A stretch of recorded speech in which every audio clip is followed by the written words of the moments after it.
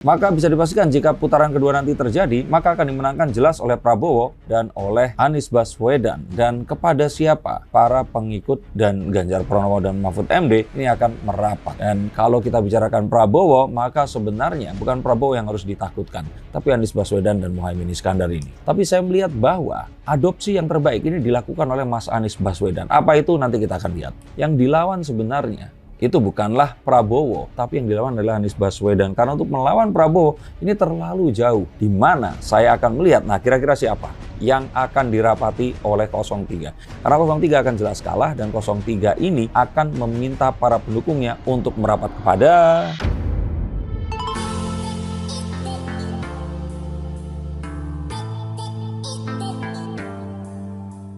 Halo Sensors, kembali berjumpa bersama saya Denny Darko. Tidak ada yang namanya misteri, yang ada adalah tanda-tanda yang kita semua coba untuk mengerti. Saya prediksikan bahwa elektabilitas Ganjar dan Mahfud ini akan terjun bebas dalam hari-hari terakhir sebelum pencoblosan 14 Februari 2024 nanti. Mengapa? Ini saya lihat karena imbas serangan bertubi-tubi yang dilakukan oleh pihak PDIP dan paslon Ganjar dan Mahfud ini tadi. Dimulai dengan serangan dari Ibu Mega yang mengatakan bahwa TNI dan Polri ini ya diduga di sini memiliki kecenderungan tidak netral. Hei polisi, jangan lagi intimidasi rakyatku. Hei tentara, jangan lagi intimidasi rakyatku. PDI Perjuangan adalah partai sah di Republik ini. Dimulai dari serangan Ibu Megawati terhadap TNI dan Polri. Lalu kita lihat closing statement dari Mas Ganjar yang dianggap angkuh bahkan oleh Rocky Gerung, sindiran-sindiran Pak Mahfud MD, hingga serangan dari Basuki Cahayapurnama yang menuai blunder karena mengatakan bahwa Pak Jokowi tidak bisa bekerja, yang terus kemudian dianulirnya bahwa tidak bisa bekerja sendirian. Ini belum termasuk para jubir-jubir TKN ini yang berbicara di televisi dan kanal YouTube dengan agenda yang hostile dan menyerang, maka saya kira ini akan membuat elektabilitas ini akan menurun. Mengapa? Karena kita tahu bahwa masyarakat Indonesia tidak menyukai hal yang seperti itu dan mengetahui bahwa orang-orang seperti Ganjar Pranowo, Pak Mahfud, Ahok adalah orang-orang yang dulunya pernah ada di bawah kepemimpinan Pak Jokowi. Maka bisa dipastikan jika putaran kedua nanti terjadi, maka akan dimenangkan jelas oleh Prabowo dan oleh Anies Baswedan. Dan kepada siapa? Para pengikut dan Ganjar Pranowo dan Mahfud MD ini akan merapat. Akankah ke kubu 01, Anies Baswedan dan Muhaimin Iskandar, atau merapat ke 02, Prabowo dan Gibran? Yuk kita akan lihat menggunakan kartu-kartu saya. Apa yang terjadi belakangan ini adalah sepertinya satu perintah resmi, satu strategi yang memang disusun, bukan sesuatu yang sporadis atau terjadi karena keinginan pribadi.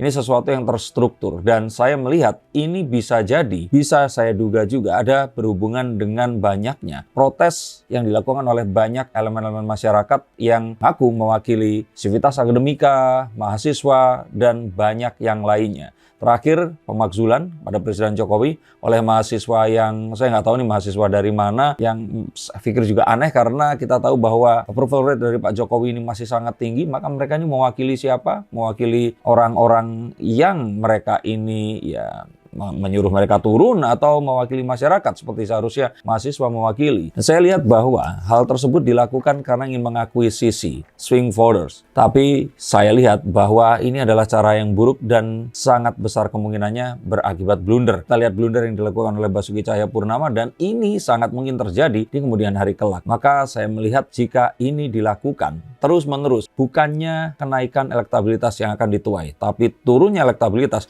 yang otomatis akan naiknya elektabilitas para pesaingnya. Dan kalau kita bicarakan Prabowo, maka sebenarnya bukan Prabowo yang harus ditakutkan, tapi Anies Baswedan dan Muhaimin Iskandar ini. Dan kita akan melihat bahwa ada banyak sekali simpatisan dari Ganjar dan Mahfud yang kehilangan sosok Ganjar dan Mahfud ini tadi. Orang-orang yang menyukai Ganjar dan Mahfud karena karakter yang mereka bangun sejak lama. Pak Mahfud yang selalu membela kebenaran apapun yang terjadi, dia tidak pernah menjelekkan orang lain. Dan Mas Ganjar yang kita lihat dia ini adalah satu-satunya, bukan satu-satunya, salah satu pejabat yang kalau saya kira selama ini sukses dalam sosial media dan membuat dia ya dengan dalih meritokrasi mendapatkan kedudukannya untuk didapuk menjadi salah satu kader terbaik yang naikkan tugas, begitu kata Bu Ketum, untuk menjadi calon presiden Republik Indonesia. Nah, kita ini melihat bahwa Mas Ganjar dan Pak Mahfud ini seperti berubah sikap dan berubah sifat, seperti karakter orang lain yang terus kemudian dirasuki kepada dua orang ini tadi. Ada juga satu dugaan adanya sebuah cara atau kampanye seperti tahun 90-an yang ingin membakar semangat simpatisan dan menimbulkan sebuah semangat perlawanan yang besar. Nah, ini mungkin sesuatu yang lazim di tahun 90-an dulu saat saya masih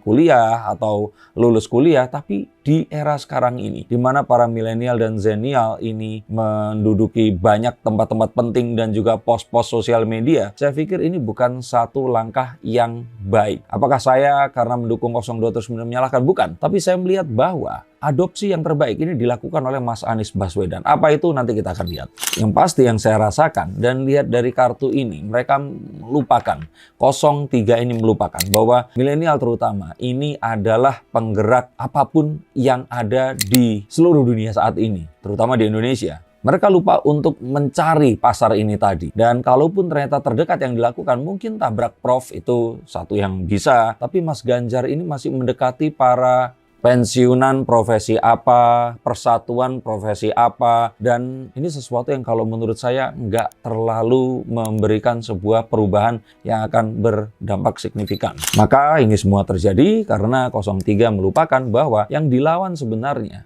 itu bukanlah Prabowo, tapi yang dilawan adalah Anies Baswedan. Karena untuk melawan Prabowo ini terlalu jauh. Prabowo dan Gibran ini posisi ada di atas. Akan sulit untuk menumbangkan mereka. Berusaha untuk melukai mereka dan berharap ada perpindahan suara di kala-kala injury time seperti sekarang. Ini sesuatu yang sangat mustahil. Maka akan lebih baik jika mereka mencoba untuk menarik para pendukung 01. Apakah dengan narasi bahwa mereka akan melakukan perubahan juga atau apapun itu. Tetapi ini akan sebenarnya lebih visible dibandingkan berusaha untuk menarik para pendukung 02 masuk ke 03. Nah, maka seperti itu saya melihat sebuah video yang diunggah yang menunjukkan Mas Anies ini ceritanya dipijat oleh salah satu kucingnya, namanya Aslan. Nah, ini adalah gimmick yang menarik. Dan akhirnya dia pun menyerah kepada gimmick yang dimainkan juga oleh 02. Tapi sudah terlambat. Nah, sayangnya mungkin ini adalah sebuah hal yang akan atau strategi yang akan memakan korban 03. Karena 03 sepertinya tidak melakukan gimmick yang seharusnya dilakukan Pak Ganjar dulu saat dia menjadi gubernur Jawa Tengah. Melainkan sekarang melupakan hal tersebut, berusaha untuk melakukan kampanye era 90-an. Dan saya melihat ini semua tidak lain tidak bukan adalah sebuah perintah direct dari Bu Ketum yang mungkin saja saya agak-agak mungkin nggak yakin jangan-jangan beliau ini lupa beliau hidup di tahun 2024 kali ini. Yang harusnya arah kampanyenya diarahkan kepada kaum milenial. Karena itu saya melihat bahwa nanti akan disalib di tikungan. Sedangkan Prabowo dan Gibran itu boleh tenang saja dan menanti apapun yang terjadi. Kalaupun terjadi satu putaran, alhamdulillah. Kalau tidak, mereka siap untuk pertempuran yang berikutnya. Di mana saya akan melihat, nah kira-kira siapa yang akan dirapati oleh 03. Karena 03 akan jelas kalah dan 03 ini akan meminta para pendukungnya untuk merapat kepada, saya melihat bahwa soliditasnya ini akan terpecah dan pendukung dari 03 ini akan beberapa, ini sedikit, akan mendukung ke 01 karena perbedaan ideologi di antara mereka berdua. Dan kalaupun ada, mungkin karena ya saat ini anaknya mendukung 03 tapi bapaknya karena Jumatan di satu tempat yang mendukung 01, emaknya pergi berbelanja ke pasar yang banyak orang-orang hijrah di situ, atau mungkin tinggal di satu lingkungan yang memang pendukung partai tertentu seperti PKS yang akhirnya terpaksa ya dia mendukung 01 di sini. Tapi kalau ternyata orang-orang ini tidak di tempat itu tadi, maka akan mereka lebih nyaman berpindah kepada 02 karena masih memiliki kedekatan ideologis dan masih memungkinkan untuk bisa mendapatkan satu rasa yang hampir sama dibandingkan jauh sekali perbedaan dengan 01 ini tadi. Maka kita akan lihat bahwa saat 03 ini akan kalah, pendukungnya akan berpindah kepada 02 lebih besar dan kepada 01 ini hanya sedikit saja. Dan karena itu, meskipun kalaupun dibagi rata ini masih akan tetap tidak mungkin bisa mengalahkan 02, maka kita akan tahu bahwa ini sebenarnya just a matter of time hingga akhirnya Prabowo dan Gibran akan memenangi pemilu dan menjadi presiden dan wakil presiden Republik Indonesia yang mendatang. Saya tidak mengatakan ini sebagai saya mendukung, tapi memang itu yang akan terjadi, itu yang memang akan kalau kita bilang niscaya, kecuali memang Tuhan berkehendak berbeda, dan kalau Tuhan berkehendak ya saya akan ikut kehendak Tuhan tentu saja. Tapi yang pasti, akhirnya nanti di putaran kedua, para pendukung yang kalah ini akan memiliki alasan mengapa mereka harus memilih 02 dan tidak memilih yang lainnya. Dan mereka akan dibukakan sebuah fakta bahwa sebenarnya anak haram konstitusi, pelanggaran kode etik, dan sebagainya itu bukanlah sesuatu yang memang terjadi. Ini adalah sebuah gimmick politik juga. Sakit hati yang terjadi hanya karena Bu Megawati dan Pak Jokowi ini pecah kongsi. Bagaimana menurut pendapat kalian? Silahkan tuliskan di bawah sini dan pastikan kalian mencoblos di tanggal 14 Februari 2024 nanti, dan pilihlah wakil presiden yang kalian dukung, dan yang pasti jangan biarkan surat suara kalian tidak tercoblos, jangan biarkan diri kalian ini golput karena akan bisa dicurangi oleh oknum yang tidak bertanggung jawab, dan ini akan dipergunakan untuk merigging atau merubah hasil pemilu, dan akhirnya ya kalian akan dianggap tetap memilih juga apapun itu. Daripada seperti itu kan mending memilih. Terima kasih, silakan bagikan jika konten ini bermanfaat, dan sampai jumpa di konten yang berikutnya. Salam